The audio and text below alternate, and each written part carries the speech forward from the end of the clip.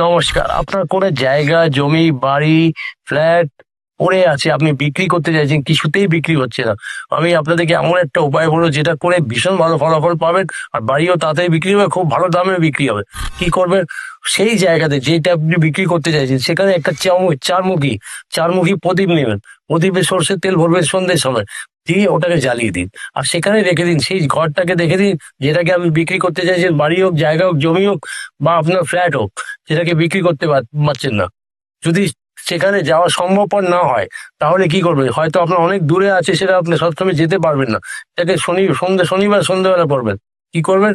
সর্ষের তেলে প্রদীপ সেই নিয়ে, চারমুখী প্রদীপ নিয়ে, আপনাদের ওই জায়গার দলিল টলিল কিছু থাকে, তার জেরক্স কপির উপরে সেই প্রদীপটা রেখে আপনার ঘরের মধ্যে পশ্চিম দিকে রেখে জ্বালান।